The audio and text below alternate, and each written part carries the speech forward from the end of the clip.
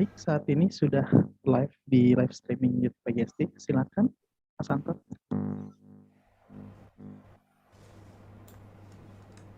Silakan, Bang.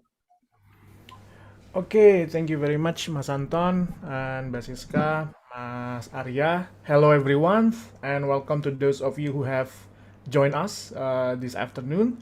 My name is Benny, and I will be hosting and moderating today's lectures with Professor Timo Kivimäki. For those of you who don't know Professor Timo Kivimäki, Professor Kivimäki is an international relations professor at University of Bath, United Kingdom. He previously taught at the University of Helsinki, the University of Lapland, and also the University of Copenhagen. He also has been a frequent consultant on conflict and terrorism to the governments of Finland, Denmark, the Netherlands, Russia, Malaysia, Indonesia, and Sweden, as well as several UN and also European Union organizations. In Aceh Peace Talk, he was President Martti Ahtisaari's advisors, and he was the initiator of the West Kalimantan peace process, which was led by our former VP at the time. So to begin with, let me extend my warm welcome to Professor Kivimäki. As a guest honor, I hope we can benefit greatly from your knowledge and experience on the subject matter. Thank you for joining us, Professor Timo. My pleasure. Professor Kivimäki. So before commencing our lectures today, we have Ibu Siska Prabawanang TS, the director of Paramadina Graduate School of Diplomacy, that will give her opening speech. Please, Ibu Siska, the screen is yours. Thank you very much, Mas Benny. It's been a very great pleasure and honor for Paramadina Graduate School of Diplomacy. I hope my voice is clear enough. Clear, Ibu. Okay.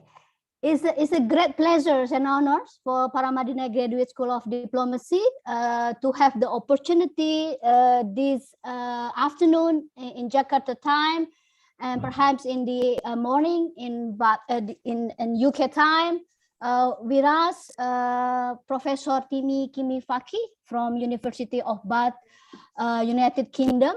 I also would like to greet my great colleagues, Professor Maxi Skuman. I think she already in the room, from University of Pretoria, who also willing to learn together with us regarding Professor Timo recent research on the East Asia approach to geopolitics.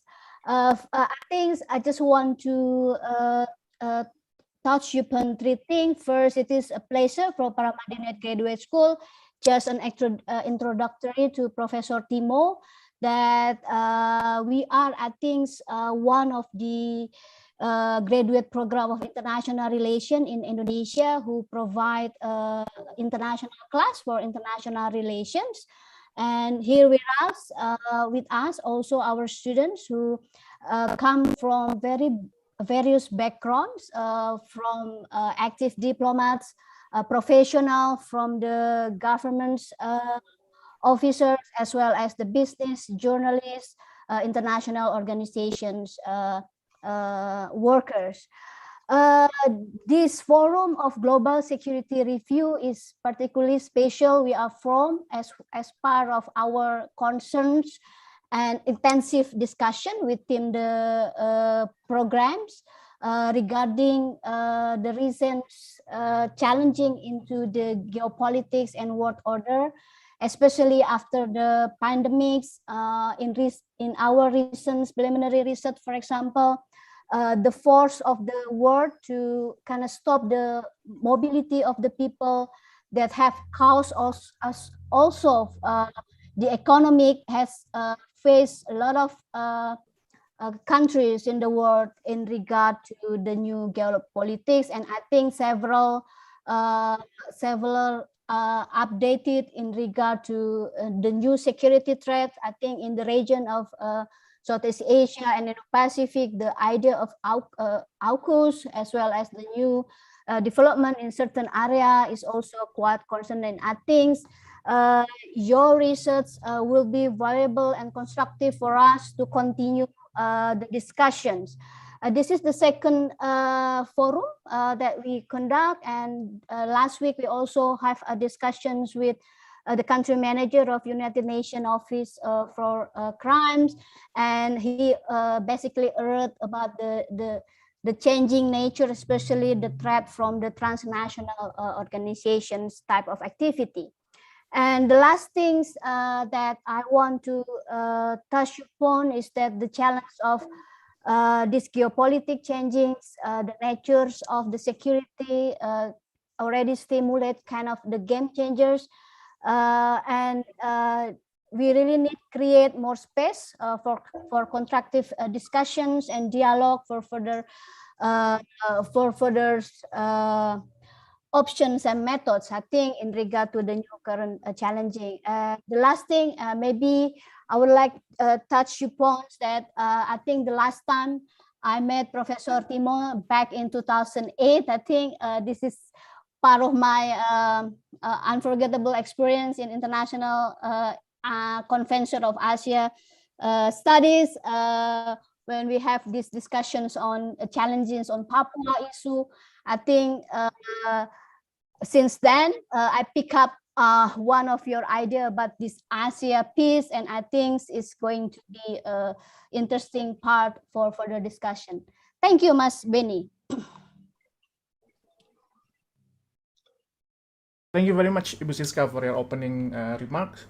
So yes, Professor, like Ibu Siska said, today we have quite a lot of developments in terms of global security, the AUKUS, the South China Sea disputes, and then maybe we will facing the due threats of global warming and environmental threat after the COP26 in these regions. So I remember when reading your books about East Asia recipes for long-term peace, you mentioned that two formula that keep this region from devolving into a destructive interstate military conflicts. The first was developmentalism mindset, in which East Asia and Southeast Asian actors saw interstate conflict as a lose-lose situations. I would mention that will be detrimental to economic development. And the second one is the non-interference commitments, the norms that you mentioned also in your books. So it's been nearly a decade since you released the book. In light of today's events, such as AUKUS and other things, how relevant are those recipes today? And or do you see any novel shift in the meaning-making process of peace and conflict in this region that can contribute to deal with the global insecurity, do you think? So following the lecture, we will have Q&A sessions for the participants. So if you have questions, you can always drop your questions to the chat box in either English or Indonesian. I will pass it to Professor Kivimäki later on. So Professor, please, you may begin your presentation at this time. Thank you very much. Thank you very much, and I'm very, very grateful to the Paramadina, the university for hosting me. It's a pleasure and it's an honor.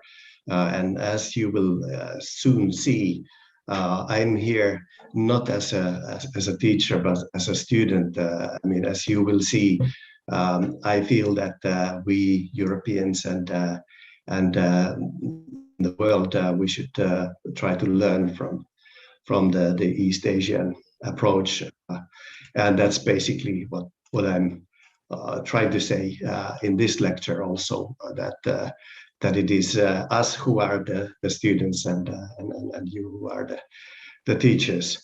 So I'll just share my screen and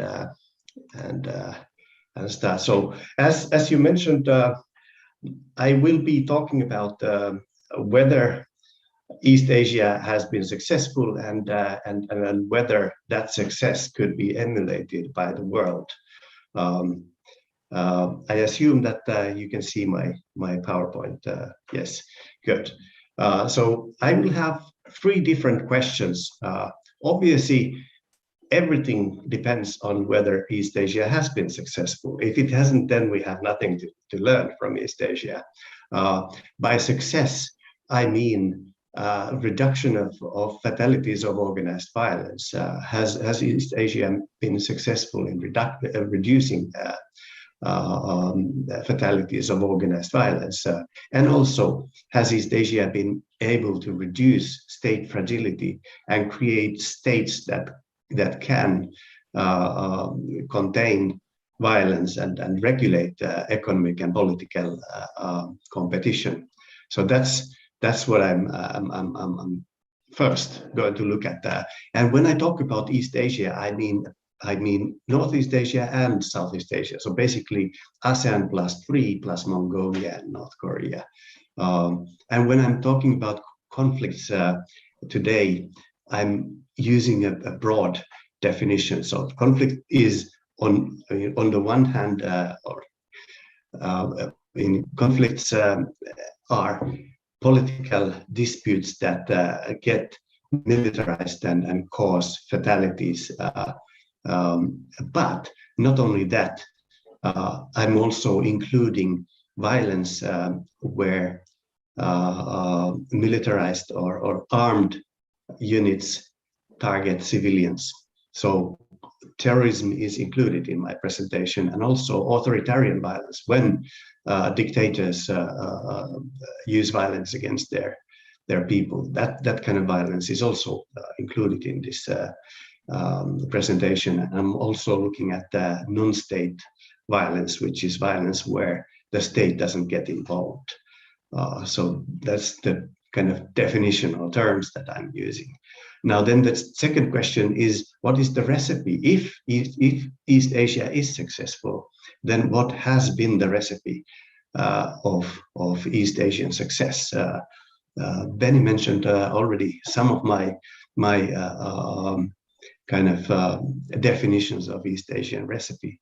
I have some new evidence on the East Asian recipe for peace, and I'm going to go through that. And then finally, I'm also going to look at whether that success can be emulated elsewhere in the world. Now, I'm going to use openly available data sources. I'm using quite much conflict statistics, and basically all those statistics are openly available, all those that I'm using, and I have developed some of them, and they are available at the University of Bath Research Data Archive. The main conclusions that I will present, I have developed in my 3 books, Failure to Protect, Protecting Global Civilians from Violence, and The Long Peace of East Asia. But I have some new data and some new conclusions also that you cannot read from any of these books. Now, in terms of methods, as I mentioned, when I'm going to use a lot of conflict data and conflict statistics to substantiate my claims. Now, when it comes to whether East Asia has been successful, I've basically looked at conflict fatalities, their development, and also conflict fatalities per population. Because obviously it is a bit different thing if there are 100 fatalities in China or in Luxembourg. And now, a second thing, when I'm looking at the East Asian recipe, I will look not just conflict fatalities, but I will look at what kind of conflicts and how they develop, and also what happens to state fragility. But I think the most interesting method that I'm using, something I'm quite fascinated right now, is that I'm often trying to see whether discourses and conflict developments, how they interact. Because obviously, if we discover that when the United Nations Security Council talks about, let's say, development, what happens to conflict fatalities? When they are obsessed about terrorism, what happens to conflict fatalities? So basically what I do is I use computer-assisted textual analysis with which I analyze different kinds of authoritative texts like United Nations Security Council resolutions or US presidential papers. And then I'm looking at when, let's say, when the US president talks about terrorism, what happens to conflict fatalities, etc. So that way I kind of combine textual data with data on conflicts. That's something that I think I'm kind of trying to develop right now. Now, if we look at what we know of the East Asian recipe for peace, we do have what Penny mentioned. We do have this school that looks at developmentalism. So it's not really looking at whether East Asia develops, but rather whether East Asia is obsessed about development. And I think I also mentioned in my book, Long Piece of East Asia, that if you look at country years from the Second World War until today, and if you look at those periods and those countries where documents and texts that those countries produce, authoritative, kind of presidential papers or prime ministerial papers, if you look at them and you realize that they are very development obsessed, they are defining the task of the state to foster development, economic development, the likelihood is quite much less that these countries at those years are going to end up in conflict. In fact, if we take the two extremes, countries that do not focus on development and countries that do focus on development, we can see that there are 300 times more fatalities of conflict in those countries that do not care about development. So that literature exists, and that's the mainstream. What I tried to add to that literature is the idea that also this anti-interventionism is very important. When China, for example, stopped exporting communism and stopped exporting communist insurgents, and when ASEAN, for example, simply said that they don't accept foreign interference, military foreign interference in their conflicts, things really developed, and there was a lot less fatalities. So it's not just developmentalism, it's also anti-interventionism. I'm going to prove this point today with some data that I haven't shown elsewhere. Now then, in addition to that, we have the face-saving and informal dialogue, which seems to help peacemaking. And that's something that has been touched upon already in the previous research, but I'm going to show that also in detail today. Now then, you have also existing literature on how world peace develops, and one of the most appealing theories during the past few decades has been the cosmopolitan theory that basically says that if we enforce, what we really need is not really negotiation, not really dialogue. We need enforcement of humanitarian norms that everybody agrees upon. So if we enforce humanitarian norms, we will disincentivize atrocity crimes, and that's a recipe of many of the cosmopolitan scholars. Now, an earlier kind of intervention in that vein has been the theory of reciprocal super game strategy, where basically You don't need a UN, you don't need a world government, but instead powerful states can use reciprocal strategies. So if you cooperate, I will cooperate. If you don't cooperate, I will cooperate. And that way, disincentivize uncooperative behavior. Obviously, both of these theories have been criticized heavily, and I'm going to criticize them heavily. On the one hand, Kaldar's ideas of enforcing humanitarian norm outside the UN kind of framework. The problem, of course, is that if you enforce law, international law, you should do it without breaking that law yourself.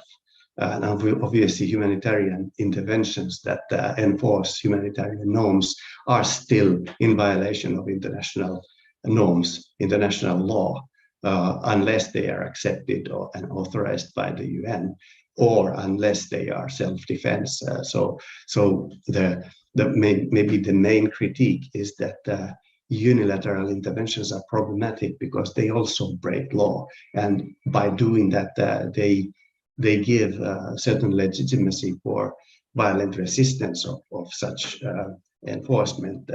So they give motives and they give perceived justifications for dictators, terrorists even.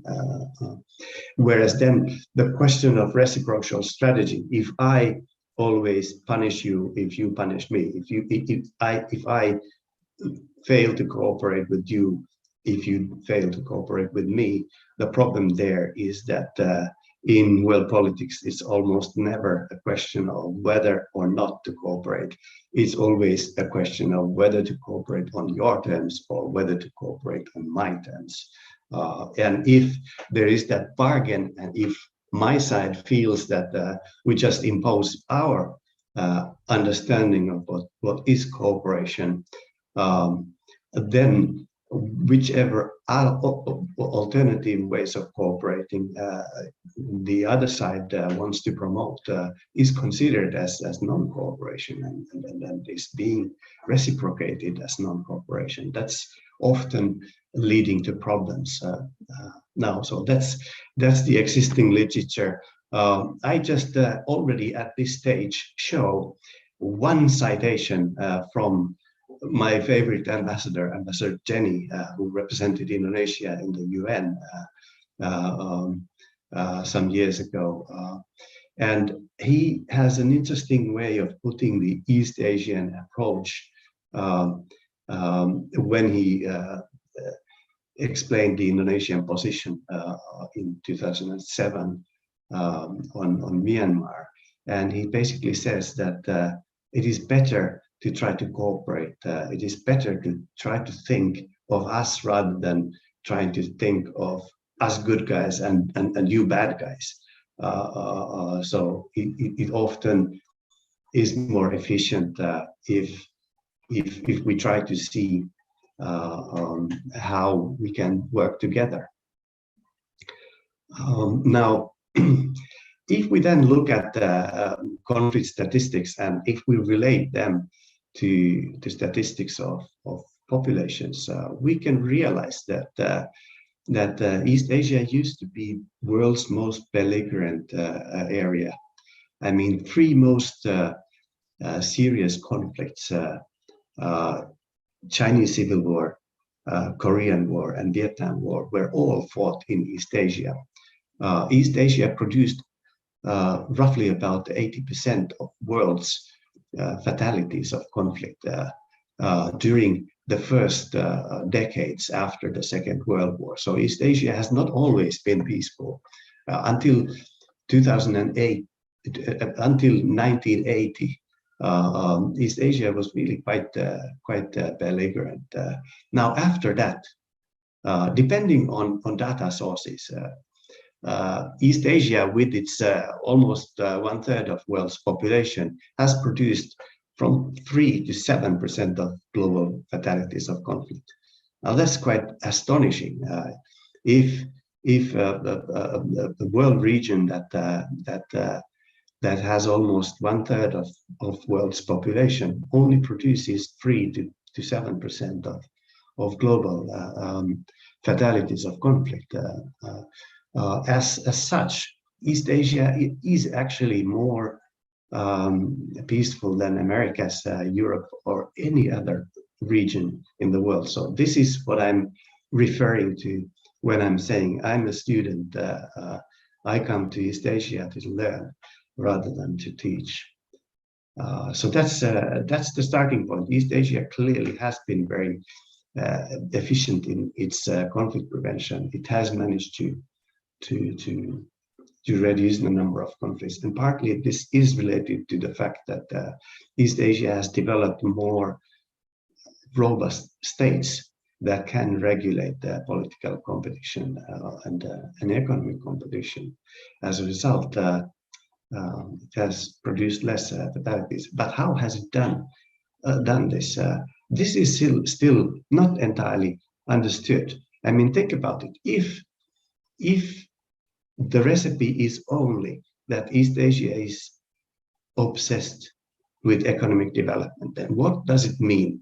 It means basically that East Asia does not have any conflicts, because any conflict, I mean, think about North and South Korea. Whenever they have tension, it doesn't even need conflict. Whenever they have tension, that's when their economic cooperation stops. As a result, it's quite clear that any conflict is problematic for development. So if the recipe is simply that East Asia is obsessed about development, then we should see East Asia avoiding all conflicts. Let's see what is the case. Now, we can compare East Asia with the rest of the world, or we can compare East Asia with its own past. So what has changed? And here I have make a distinction between small conflicts and wars. And here, small conflicts are conflicts that produce at least 25 fatalities per year, but not 1,000 fatalities. So something between 25 and 1,000 fatalities. If we then look at and compare the period before 1980 and compare it with post 1979 period, obviously post 1979 period is slightly longer. Is a bit more than 40 years, whereas it's 41 years, whereas the pre-1980 period is just, let me see, it is just 50s, 60s, and 70s. So it's 34 years.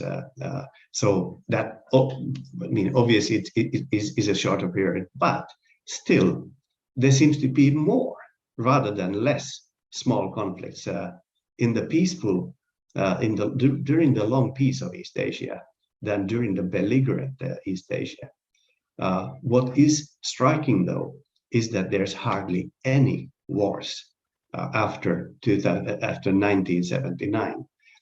And here we are not counting really how many conflicts and how many wars. We are counting conflict deaths. So years of conflict between two armed groups or between an armed group. Well, I mean, this data is just strictly conflict between two armed groups, two or more armed groups. So clearly, this theory that says that East Asian peace depends on developmentalism only seems to be problematic, because if it did, then there should be less small wars, because obviously already small wars make economic interaction very difficult, whereas clearly it is the big wars that East Asia manages to prevent. Now, if we then take a look at other regions, we realize the same thing. East Asia is peculiar East Asia as the most peaceful region in the world is strange, not because it has less conflicts, but because it has less wars. If we compare East Asia, which is much bigger than Europe, it has as many war years or war years as Europe, but it has like how many 3 times more small conflicts. So clearly that the special thing about East Asia is not that it manages to prevent conflicts. It is that it manages to prevent conflict escalation.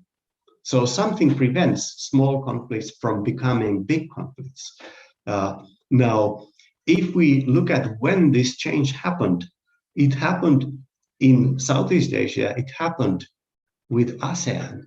Now, what are the three first articles of ASEAN Charter? They are all related to non-interference. They are all related to sovereignty and all related to the right of states to prevent external military influence. Now, this seems to be quite an important explanation, especially if we look at this. It can't be just a developmentalism. It has to be something that relates to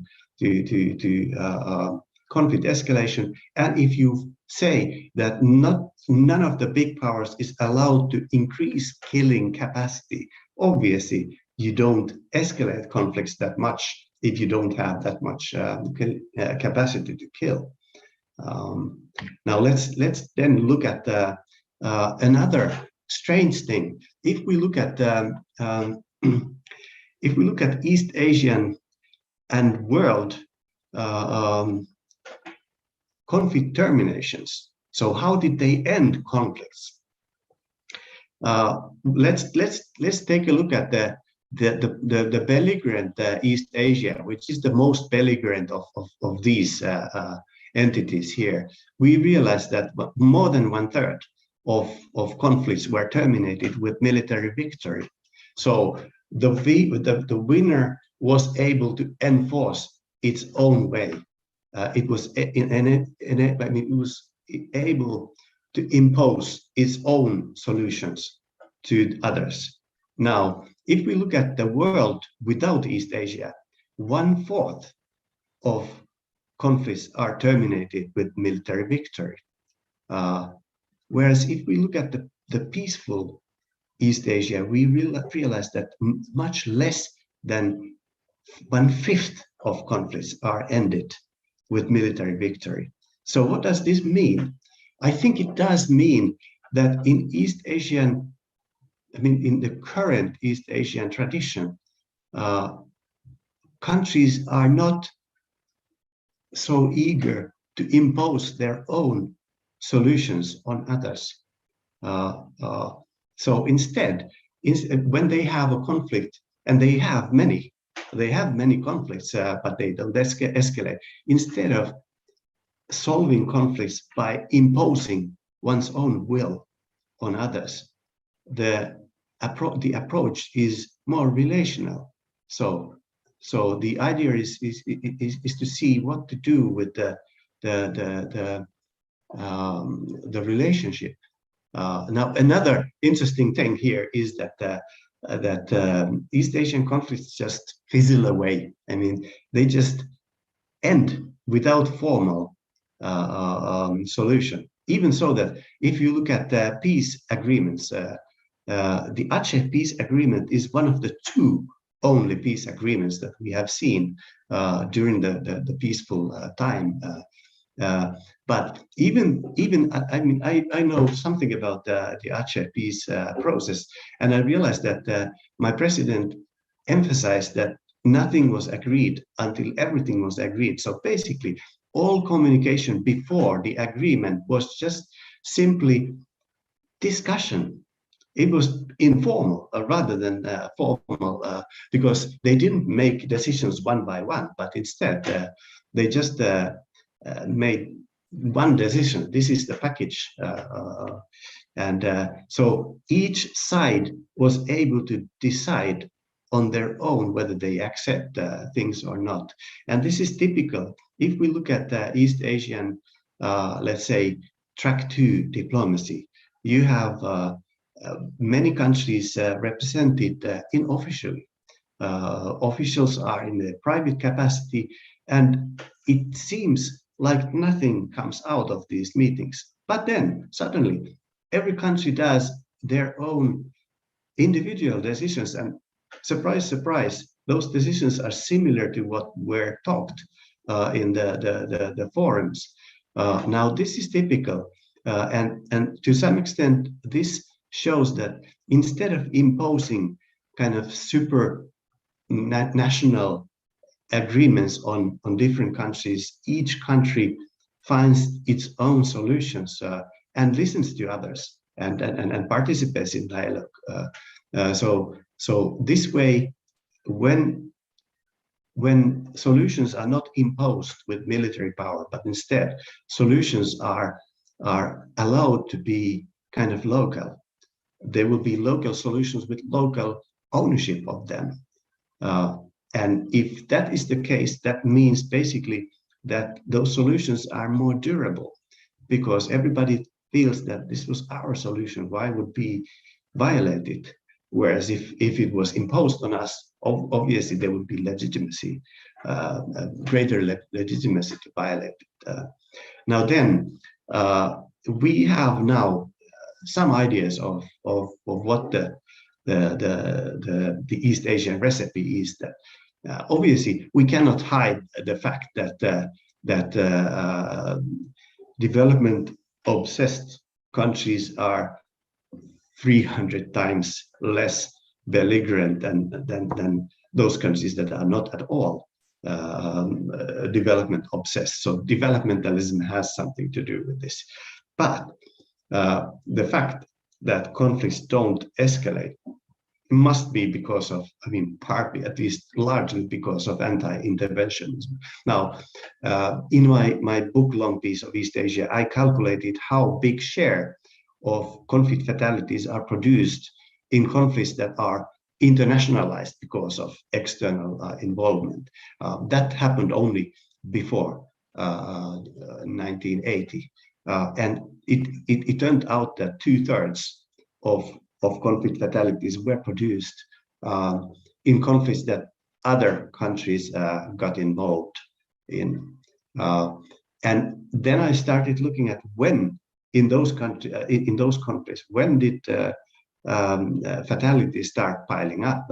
And it was exactly after the external involvement started. So clearly external involvement, military involvement. I mean, when I say external involvement, I don't mean that if Indonesia's president say that it's not a good thing that the Myanmar military took over the country, the democratically elected regime.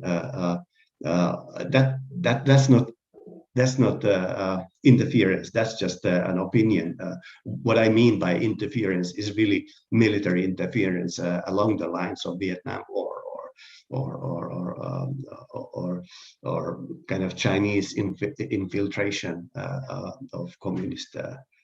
So anti-interventionism is then rejection of unilateral military interference in domestic affairs. Now, East Asia has during East Asia's peaceful period, East Asia has allowed UN operations. UN is different in the sense because East Asian countries are members of the UN. So it is they are more kind of owned solutions. I mean, UN played an important role in Cambodia, for example. So UN interference is not quite as problematic. Now, then the third recipe is really this anti-hegemonism. So basically, East Asian way is not to impose one's own solutions on others by using military force.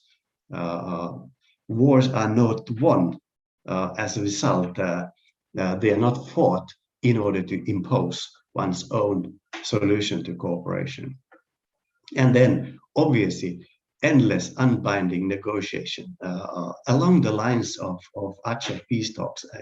Those negotiations were actually unbinding because nothing was agreed before everything was agreed. And that's typical. And then GAM made a decision on its own, then the Indonesian government, and then finally they signed the agreement. That kind of way of making peace is typical for East Asia. So then I'm going to look at each of these elements of the East Asian recipe in a global context. Now, the question is then whether global developmentalism would be good. That's the starting point. Would it be good that we would pay more attention to economic development, that we would, whenever we think of humanitarian interventions, we would be talking about aid interventions and interventions to help economic growth. I think it would be a good thing. I mean, the starting point is really that human security is threatened more by poverty than economy, than political things. I think it is a bit problematic that especially we in Europe, when we think of things like responsibility to protect, we are calling the agreement on responsibility to protect, we are calling it an agreement on atrocity crimes. So we are completely politicizing it. We are making it political only, whereas 2/3 of the summit outcome document is about development cooperation. We are not paying any attention to the economic side, and that's problematic because the fact that all organized violence, including terror, including conflicts, including authoritarian violence, it kills less people annually than poverty kills only children in an average week.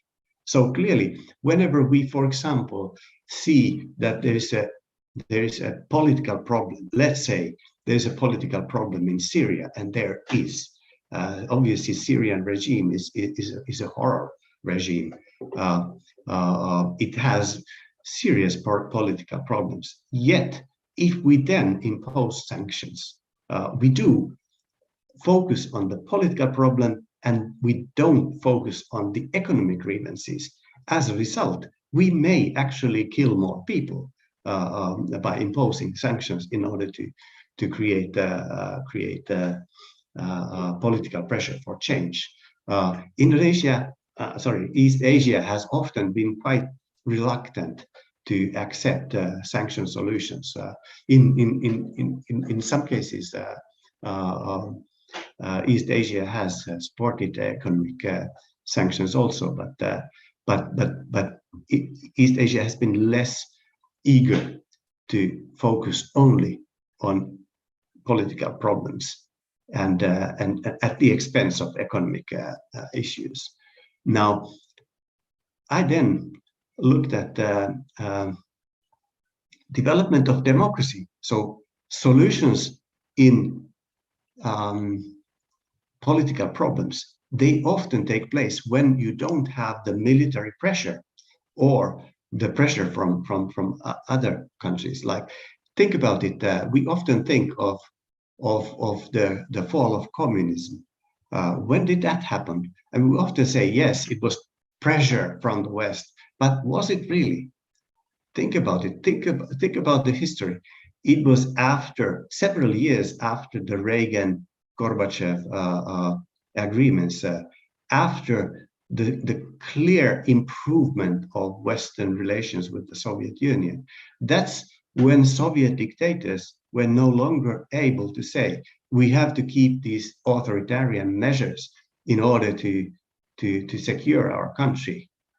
If you didn't have the perceivable threat, you cannot say that well, we have to put these people to jail simply in order to keep.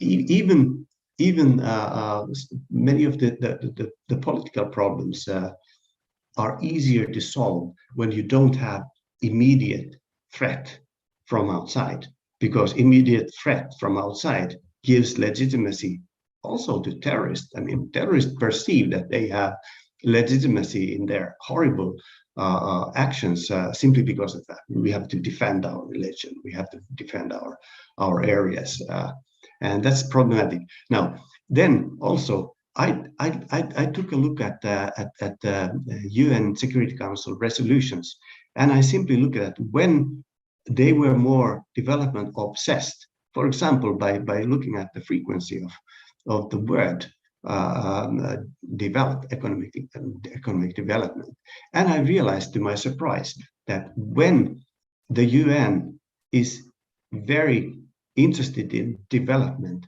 that's when it's also more efficient in reducing violence.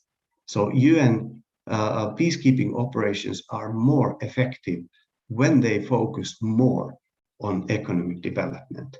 Now, partly this may be because of the fact that if, for example, if Finland is in trouble, my country is in trouble, and everything goes wrong, and people die of hunger. Now, if then somebody comes and helps us and focuses on something which we don't think is the main problem, obviously we feel, okay, they have their own agenda. Whereas if they come and also help us with our hunger, we feel, yeah, they are here to help us. Now that means that it is more difficult for us to fight them. As a result, resisting UN peacekeeping operations is more difficult when the UN is focused on the real problems, and the real problems are often related to poverty. Also, it's interesting to see that whenever UN focuses on environmental questions, it saves more people from violence as well. So focusing on things that unite. I mean, the problem of environment, nobody can be in favor of environmental problems. That whenever nobody can be in favor of poverty, when we focus on things that unite rather than focusing on things that divide, we are more efficient. Now, does that ring a bell? I think I have heard this from several East Asian leaders, focus on things that unite. That's one of the slogans of the ASEAN as well. Now then, if we then look at the interventions, the statistics is quite clear, slightly depending on which statistics you look at, but it seems, for example, that in East Asia, conflicts that involve external intervention are 3 to 9 times more intensive than conflicts that do not have external intervention.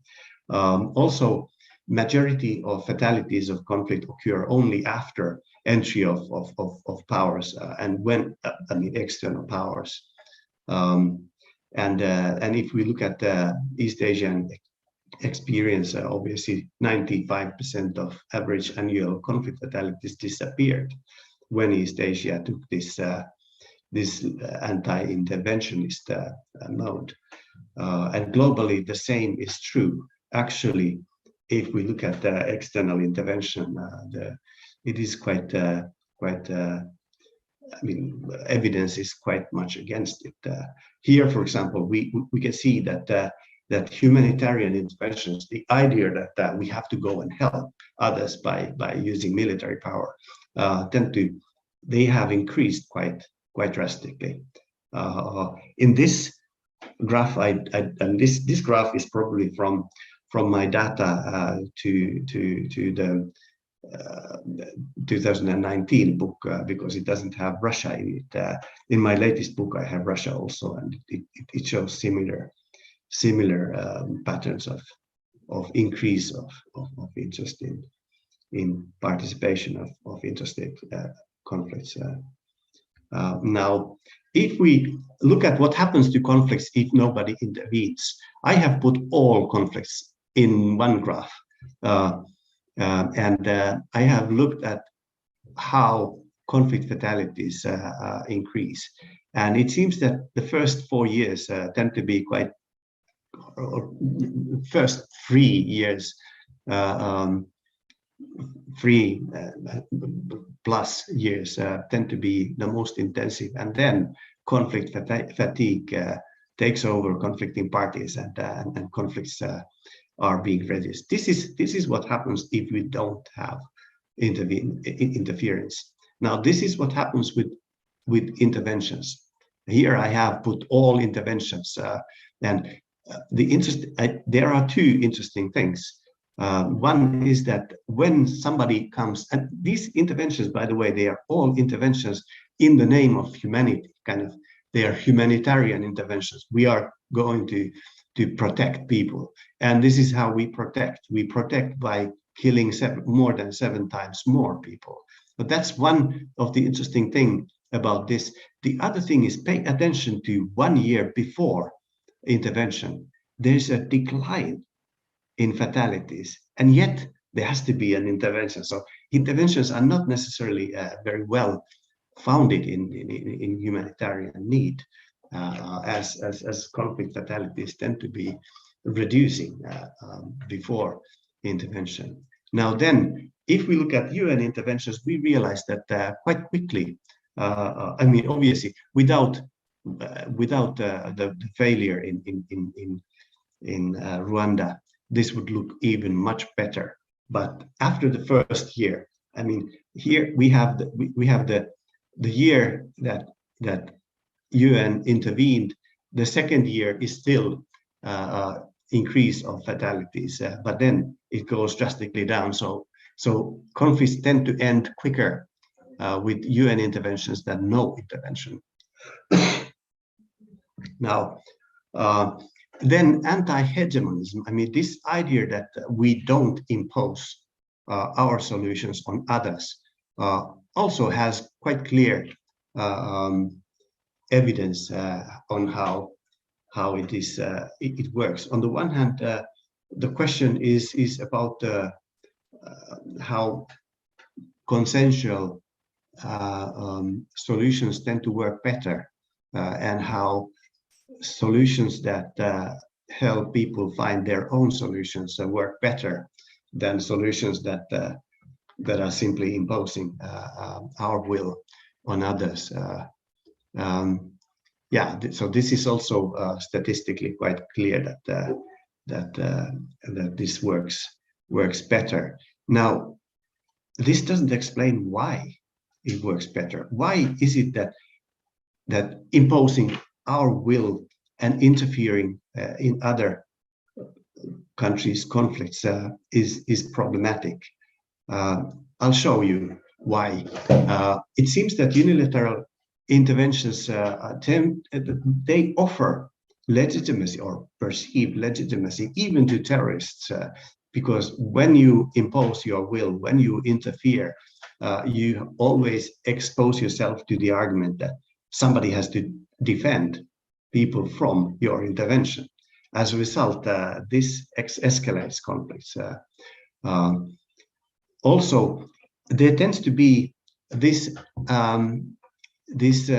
development that when we intervene in somebody else's conflicts, we often create a situation where we in the end we are actually defending our own interests rather than somebody else's interests, and those two things clearly reduce successfulness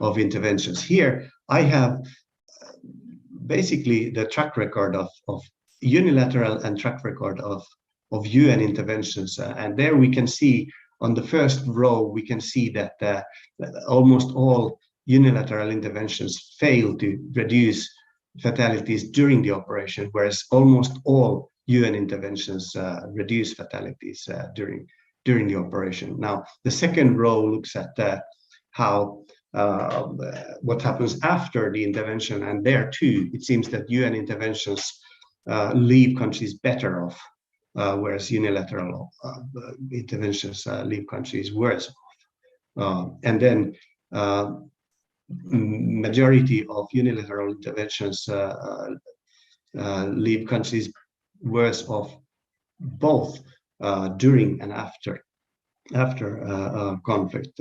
So that's quite interesting. And the same happens to state fragility. Unilateral interventions tend to increase state fragility, whereas UN interventions tend to help state power. Now, so this is basically why UN interventions that East Asia also tends to accept are more efficient than unilateral interventions. Now then, I mentioned that often unilateral interventions become selfish. Now, this I calculated by looking at the referent objects of the word protect in US presidential papers. And I realized that something happens here. Suddenly, it is only when George W. Bush mentions the word protect, who does he mean? Who does he protect? Almost exclusively protect Americans. So suddenly this humanitarian effort became a selfish effort. Now, obviously, you can guess what causes this. Obviously, it was September 11 that made it. But this kind of rhetoric does reveal how easily humanitarian protection becomes selfish protection, and then the legitimacy to act suddenly becomes legitimacy to act unilaterally for my own benefit rather than for the benefit of the humanity. Now, UN doesn't do this. In UN, the referent object is almost exclusively the people on the ground rather than their own people. In Burundi operation in 1996, this turned around because UN personnel was severely in danger. But normally it was always that the focus was on the people on the ground. Now then, finally, also unilateralism as such creates resistance. You cannot justify unilateral enforcement of the law by breaking the law. And also, if you impose your solutions on conflicts, you don't create local ownership of those solutions. And as a result, it often fails. So this also explains why globally the East Asian way would be actually useful, more useful than US, UK, French, and Russian interventionist way of preventing violence. And now then, if we then look at who is the agent of protection in UN, in unilateral protection, it's often non-representative agent, like coalitions of the willing, or so it is imposing the will of outsiders on those people in conflict, and that's of course problematic because of the fact that it takes away the ownership of solutions from the locals. Now, if you only have dialogue and let people do their own decisions, then the decision is their own, and then they have ownership of the decision. The East Asian way seems to work better, whereas here I'm looking at US papers simply because of the fact that the United States is very open. I can't look at the discussions in Russia because they are secret.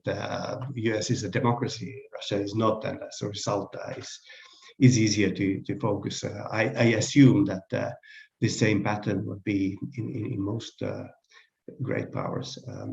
Now, if we then look at the UN discourse, the agent of protection is almost always primarily the conflicting parties themselves. So UN expects protection of people from the conflicting parties. As a result, it expects solutions that conflicting parties own themselves. As a result, UN is closer to the East Asian way, and this is also why East Asia tends to accept UN solutions rather than. Now then, if we then look at just change this.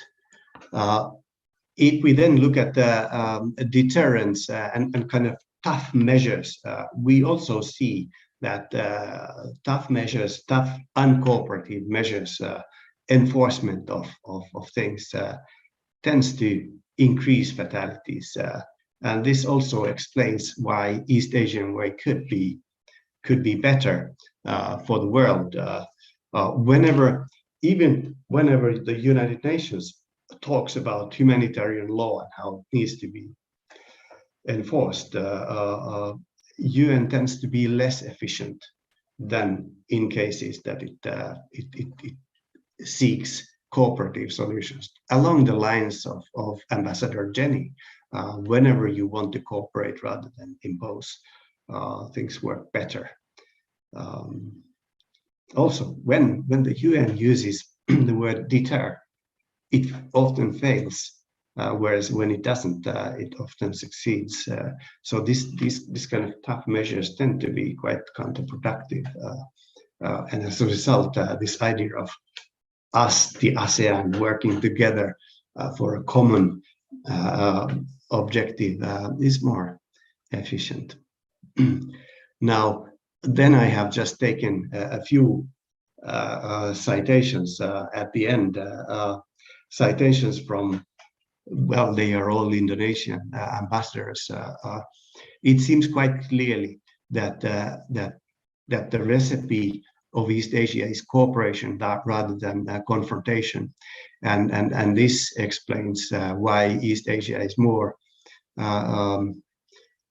efficient in avoiding violence. And to some extent, I think it's quite clear that the UN would and the world would gain by listening to Ambassador Jenny and others.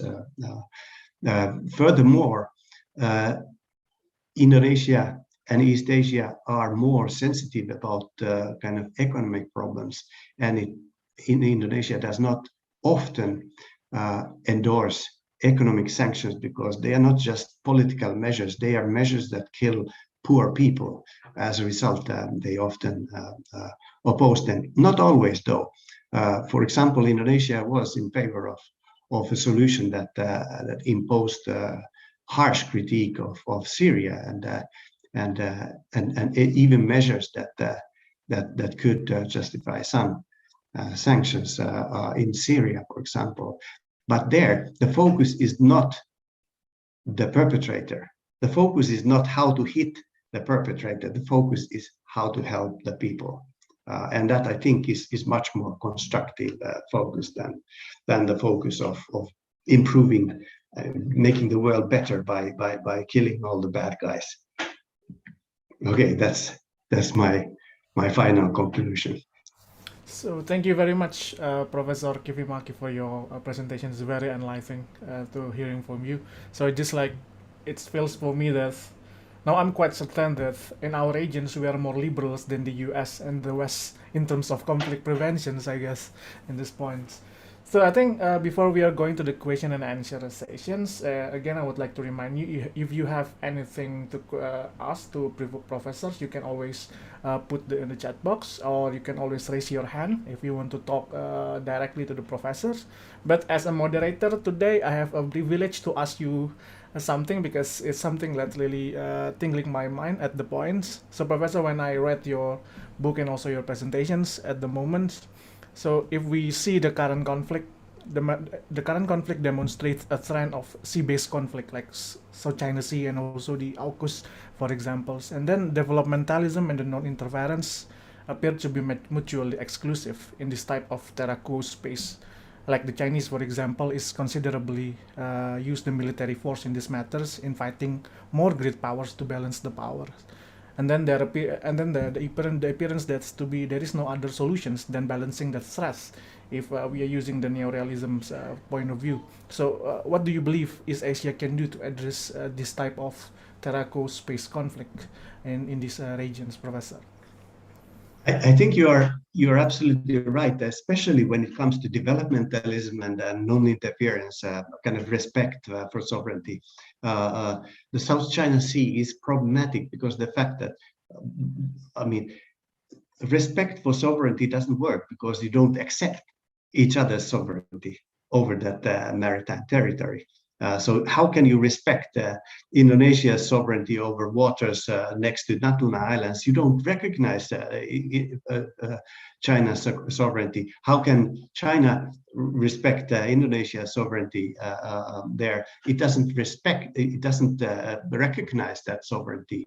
So that normal respect for each other's sovereignty doesn't work. The other thing is that developmentalism. How does that work in maritime disputed maritime territories? It actually doesn't, because the fact that, think about it, normally you don't create bad relations with another state because you want to trade with that state. But if you have oil resources, if you have energy resources, and that area is abundant of energy resources, there you have a problem, because your developmental obsession, for example, in China, the problem is really that the bottleneck of their economic development is energy resources. So they have to get those energy resources. As a result, that doesn't help either. Developmentalism and non-interference do not help either. I think what does help, if you think of the Ambassador Jalal's efforts, Hasim Jalal's efforts on South China Sea, he has these unofficial and semi-official dialogue forums, and kind of keeping contact, keeping dialogue on does help. The other thing that does help is that dialogue has to be slightly confidential, to be quite honest. You cannot go to the press every time you have disagreement and use media to kind of hit your opponents. I think this kind of focusing on things that unite does help. I mean, Indonesia managed to solve its questions about Sipadan and Ligitan Islands in a civilized manner. Well, I mean, I think they didn't. It didn't end up well with Indonesia's from Indonesia's point of view. It ended up well because of the fact that any conflict was avoided, and economic interaction between Malaysia and Indonesia continued without interruption. And there also, I mean, what Indonesia did was it mobilized its personal ties between Malaysian and Indonesian leaders, and it tried to avoid using the media in a destructive manner, and it tried to work together with Malaysia rather than work against Malaysia. So I think that's a success story also. So do you think it will be beneficial to framing the issue to legalism rather than the conflict military in terms of South China Sea, for example? It will be beneficial for us, do you think? I think that's what is happening in ASEAN, that ASEAN nowadays no longer sends military men to discussions on problems. It sends legal experts, and if you, for example, look at the development of the ASEAN Charter, it's quite clear that Singapore benefited from that debate because it had the wisest lawyers, not because it was the most powerful. So I think, yes, that's the direction that East Asia is moving, a more legalistic direction, and that does seem to help. Well, at the same time, of course, the question of South China Sea has been problematic. I mean, there are clear violations of international norms, and as a result, also countries have managed to get away with those violations. So legalism hasn't completely trumped, completely won over disputes.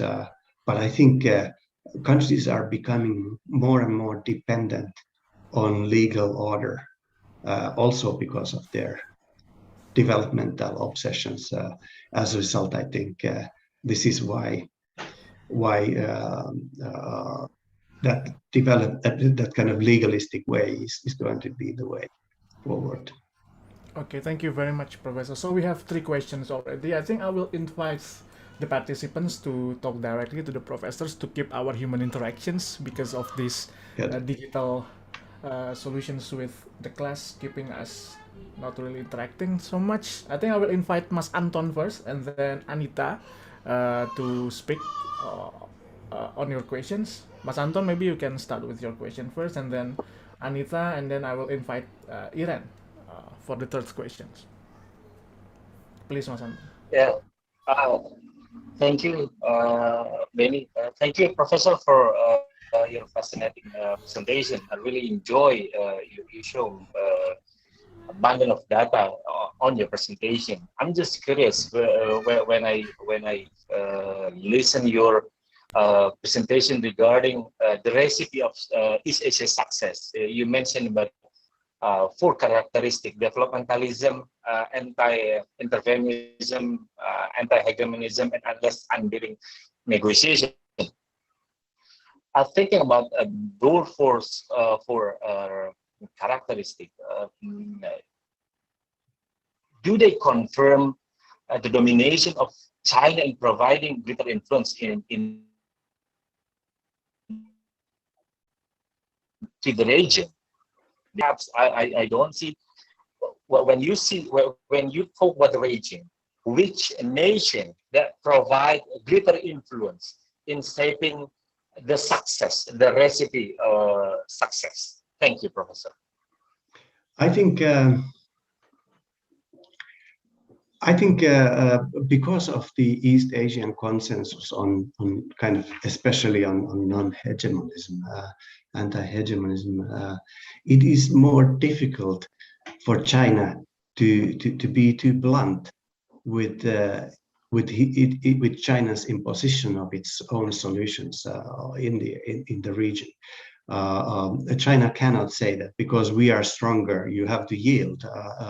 Also, China cannot send drones here and there because of that East Asian consensus. So I think without the East Asian way, things would be much worse when it comes to China. I think what East Asia might be experiencing is something that we Finns experienced with the Soviet Union. Whatever is secret, whatever is kind of corruptive, goes against our will, because I mean, if Chinese power can act in the shadow of secrecy, if China can come to the president of Indonesia and say, look, if you don't accept this, we will cut all trade, etc. This is what happened to Finland with Soviet Union sometimes, that we were confronted with secret threats and secret bribes as well. And secrecy is not good in asymmetrical relationships. China is too strong to be allowed to work its diplomacy in secrecy. As a result, I think the more East Asia has kind of these public kind of events which which actually constrain China's direct use of power, the better for East Asia and East Asian peace. I think the less they can use power in the shadow, the better for others. So, okay, thank you very much. So, Anita, do you want to ask questions, or I can just... So, Anita, a question is about Papua conflict, if you would like to also raise these issues. We know about conflict between Papua movement and also the Indonesian governments. What the good solution to the conflicts based on your recipes, maybe, Professor Timo? Well, obviously, I'm not going to impose solutions on Papuan problems, but I think what worked in Aceh was really expansive and kind of widespread dialogue. Also, to some extent, when Indonesia negotiated the special autonomy law at the beginning of the millennium, Indonesia utilized this kind of informal kind of negotiation on a village level. I think that helped situations. But at the same time, I mean, I think to some extent the reason why East Asian way has not been successful in Papua is the very fact that East Asian way is not successful in reducing the number of small conflicts. Papua hasn't expanded. I mean, Papuan violence has not expanded, partly because of the fact that suddenly you don't have Russia and China and Americans with their military powers there. Then there would be much more damage. But the problem really is that East Asia and Indonesia has not been completely successful in preventing small conflicts, and the numbers of fatalities in Papua are relatively low.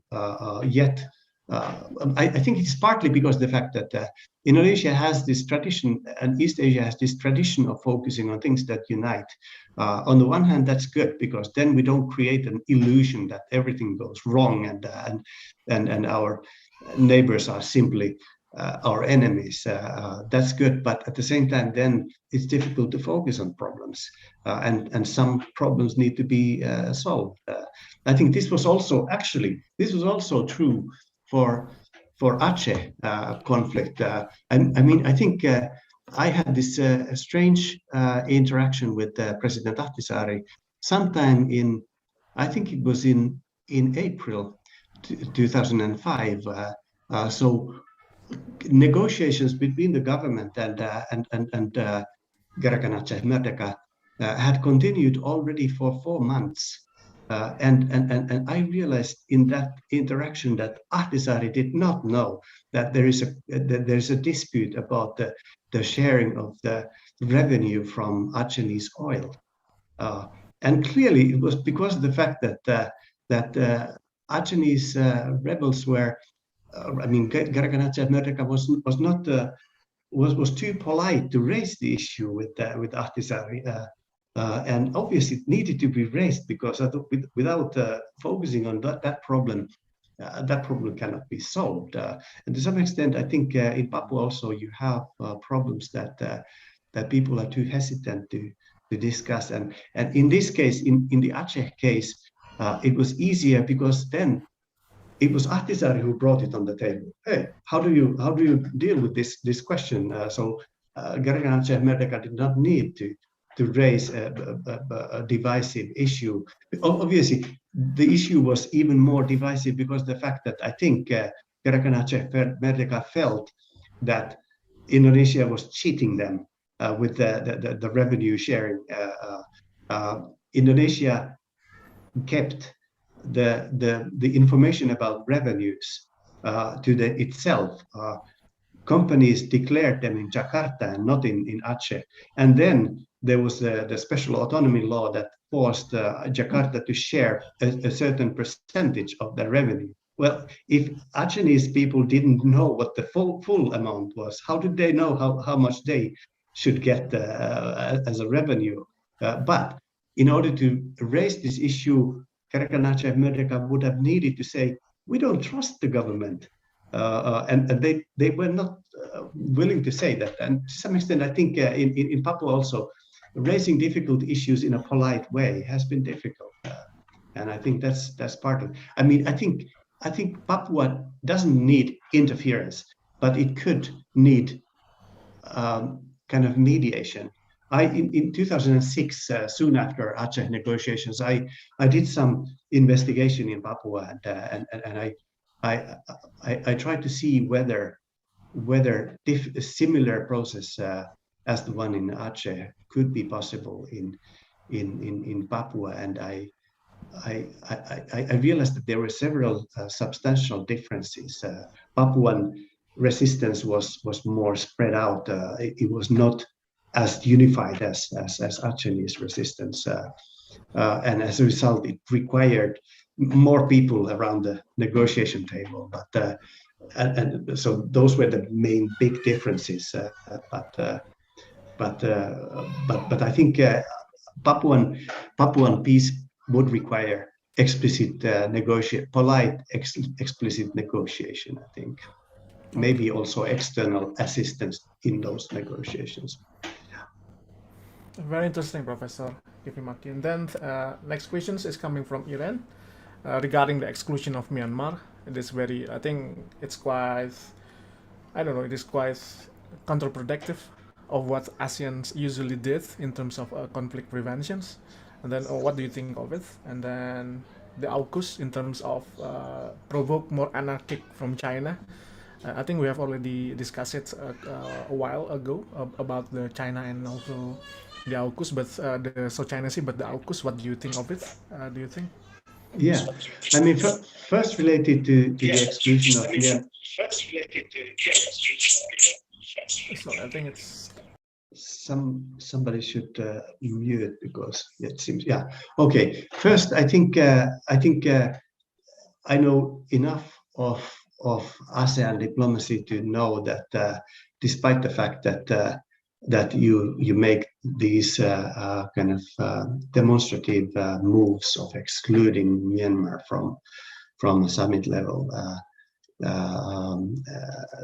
dialogue, that doesn't mean that there wouldn't be behind the scenes interaction, quite extensive such, and so I think it's not quite as serious. I mean, what I think it's the way how democracies work that they do criticize each other. So they can't avoid that because of democracy. I mean, obviously, free media, etc. But at the same time, I think the core of non-interference really is not non-critique. I think it's okay to critique. I think what would be different if, for example, there was a plan to allow French forces to intervene in Myanmar. I don't think anybody in ASEAN would accept that plan. So I think critique is one thing. Military involvement is a completely different thing, and I think the latter is the one that needs to be resisted, as ASEAN has done. So in that sense, I don't see big difference. Now, when it comes to the new agreement between Australia and UK and US, I think obviously as a European, it has elements that are problematic. I mean, I just mentioned France, and obviously French people are not very happy with the agreement, especially with the deal, I mean military hardware deal. But I do think that I do not think that East Asian peace is helped by new military agreements that bring US, even UK, closer to East Asia. And I don't think the Chinese reactions to those agreements is anymore constructive. I do think that Australia is in a bit of a peculiar situation in East Asia because it doesn't share any of the East Asian ways, and I think it should take a look at the map and realize that no, actually we are not in Europe. We are actually in East Asia, and I think it would be beneficial for them to. But I'm not setting the blame to the Australian side either. I mean, obviously, it takes two to tango, and I think these processes are often interactive, and I think they should try to find kind of solutions together rather than against each other. Thank you very much, professors. And I think it's going to be a very good research question to ask why Australia is quite exclusive with the East Asian norms. And with the East Asian norms as well, this is the question from Prasetya Pratama.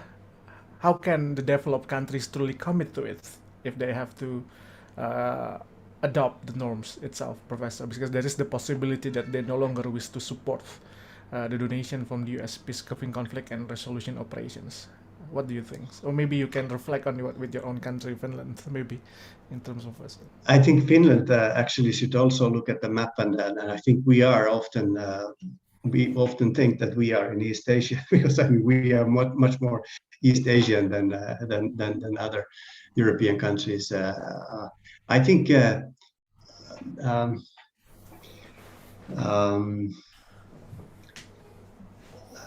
I think one of the main problems is that we still have scholarship that assumes that humanitarian interventions bring peace.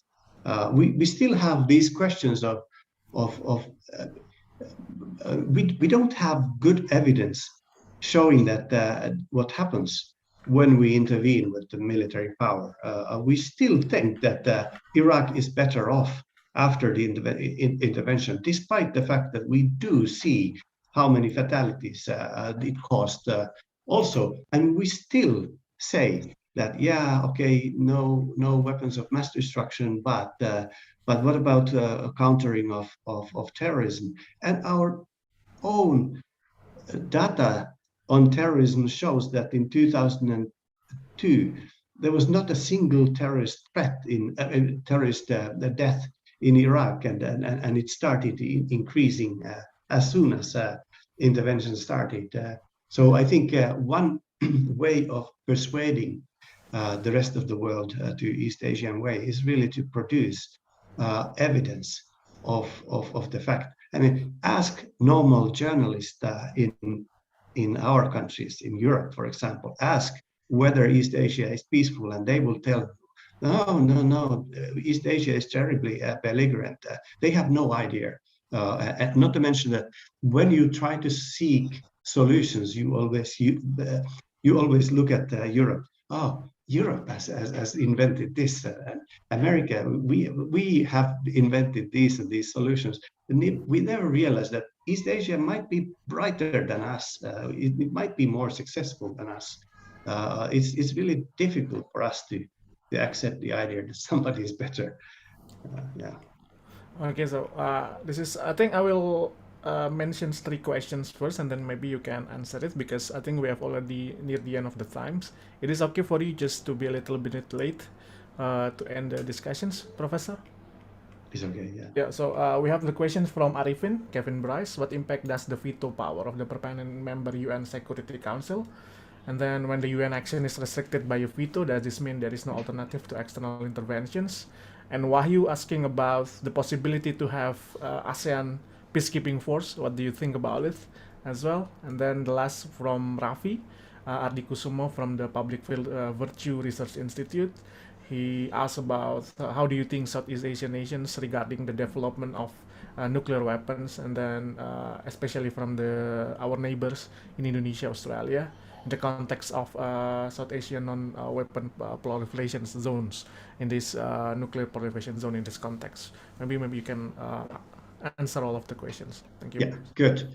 Well, I will start with the veto power. We often hear that what if you have another Rwanda and one of the big powers is using its veto to prevent any action. We must remember that Rwanda is a special case.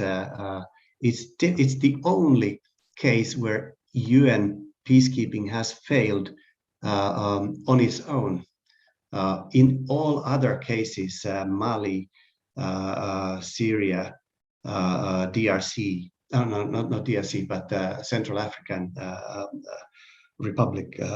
In those cases, UN operation was being shadowed by unilateral operation. As a result, it failed. But Rwanda is the only one that failed on its own. Now, the reason why Rwanda failed was that it didn't have, at the time, UN did not have ability to mobilize forces on its own.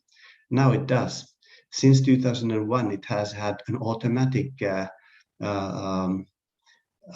funding, and it always has troops that are willing to join operations now that it has funding for them. The reason why it couldn't mobilize an operation in Rwanda was that big powers were thinking of the economic impact, and that's why they were resisting any action. If we look at UN veto, the use of veto, we realize that the problem is much smaller than we thought. Basically, you have just two countries where the veto has been extensively used.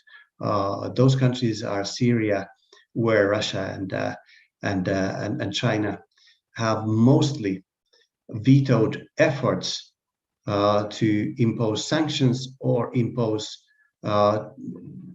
some kind of truth-finding arrangements. Now, sanctions, I think, would not have helped, as we discussed, in that sense, because obviously making situation even worse for the poor people often does not really help. Also, sanctions are problematic. If we say we impose sanctions on Syria because Syria is atrocious on its own people. Now, it actually means that we want to create pressure by hurting the people, and by those means we create pressure to the government. Now that seems to say that we are less interested in the people than the government is, because otherwise the pressure would be on us. So when it comes to fact-finding missions, the problem has been that for some reason Security Council has tried to create fact-finding missions on its own, whereas it could have. I mean, already the Secretary General can mobilize fact-finding. General Assembly has done that already, so they cannot be vetoed, even though several vetoes have been used. Israel is another case. I don't think Israel could. I mean, U.S. obviously has used veto against resolutions against Israel. Most of those resolutions have been just demonstrative. We do know what happens in Israel. It doesn't require demonstration from the Security Council. So there, the effect of U.S. veto has not been a problem either. I think so. also we think that the main problem is that we don't act, whereas I think often the main problem is that we act when we cannot help situation. We, for example, think that responsibility to protect is responsibility to react, but no, we should react only when we can do something positive. Now, I looked at, obviously we cannot say what would have happened if, for example, China would have not vetoed this or that resolution, but we can look at the close calls. And I've looked at the cases where China has abstained from voting. So that's almost a veto, but not quite. And I realized that in those operations that China has not participated, and China has used abstention, in those operations, the United Nations has done more damage than good. Fatalities have increased rather than decreased. So as a result, I think it is actually good that there are vetoes that prevent the UN from doing foolish things. That I think it is good that different countries can assess whether something positive can come out of this. Now the other questions, can you, Benny, help me? What were the other? This is about I think the proliferations of nuclear weapons. Yes. Yes, and then the ASEAN troops or kind of I mean, as you could see, I have studied how UN peacekeeping works and how unilateral operations work. Now, regional operations are something between. I mean, they are kind of regionally owned because all regional countries are parties to that regional organization. So they often work better. But I mean, this regional project is my next project. My next book is about East Asian and African regional efforts at protecting people from violence. My initial conclusions are that the regional operations are not as effective as UN operations, but much more effective than unilateral great power efforts. And the reason why they are more effective than unilateral operations is that when Myanmar, for example, is in an operation that is ASEAN operation, it does know that Myanmar itself is a member of ASEAN, so it has a certain degree of ownership of the operation. So that's probably one of the reasons why regional operations work better than unilateral operations. So that's that. Nuclear non-proliferation. I think I think these nuclear weapon-free zones are a good idea. I think it's very unfortunate that North Korea has managed to develop nuclear weapons. If we look at what went wrong with North Korea, we can see what to try to prevent in the future. I think if we look at the agreement, the frame, what was the 1995 agreed framework, it did freeze development of North Korea's nuclear weapons for more than 6-7 years. It was effective. So cooperation agreements are effective, but they require two things. One is that there has to be security.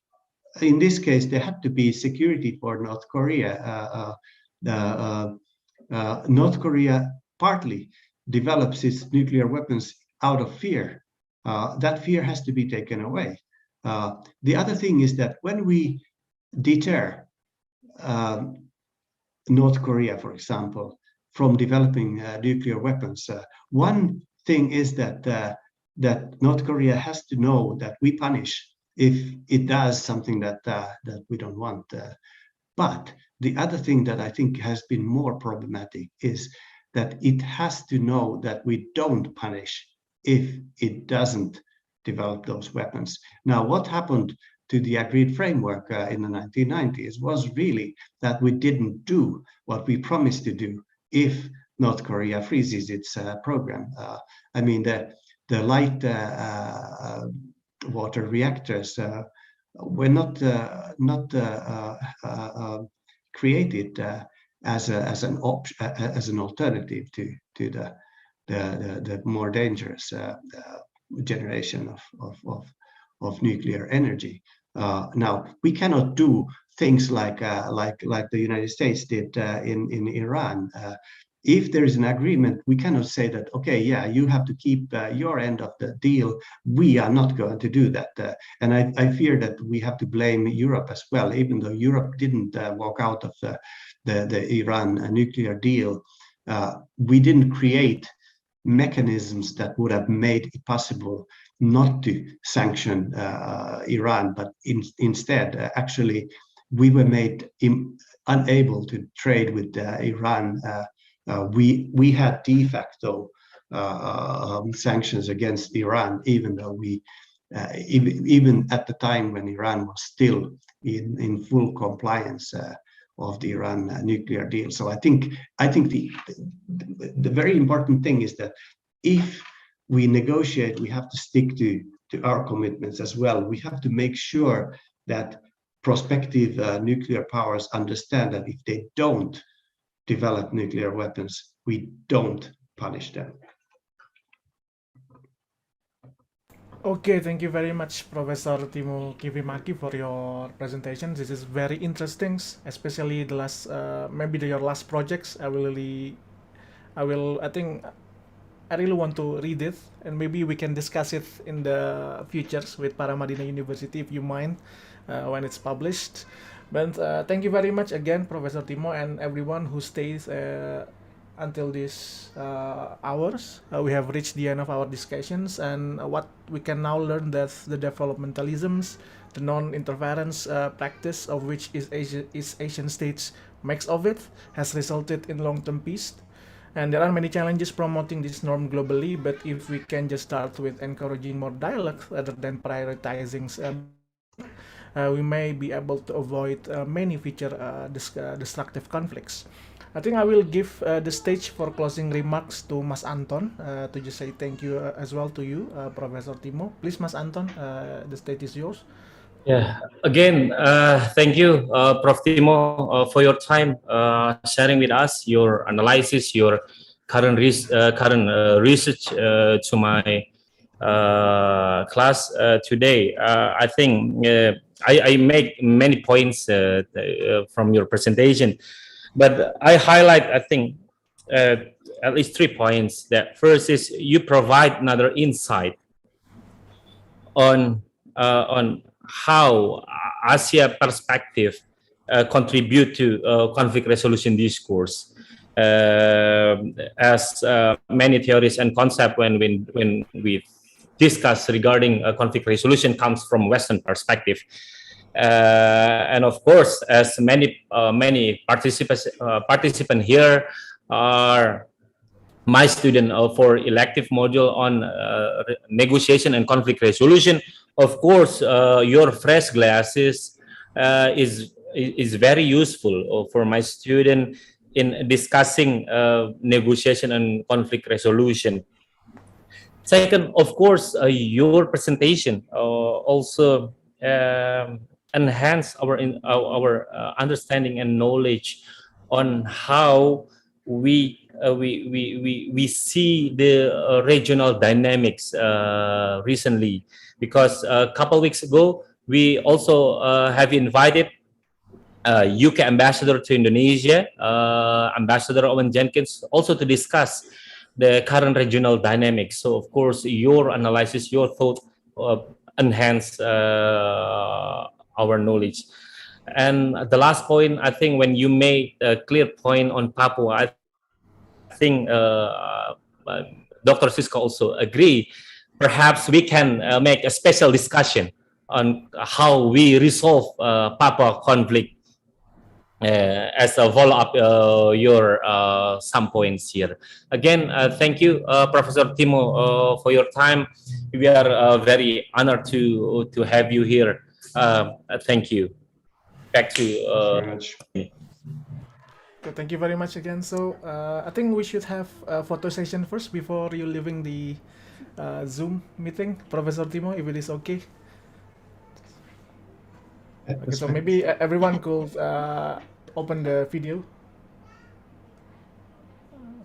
Mas Arya. Thank you very much, Professor Timo. It's been an honor for us to have you here and share your thought. Are we done? Yes. Thank you very much, Professor Mas. Timo again. Silakan Mas. Yap, sudah Mas Benny. Okay, so it's done. Thank you. Thank you again, everyone, for attending the sessions. Kayaknya freezing dia ya. Oke.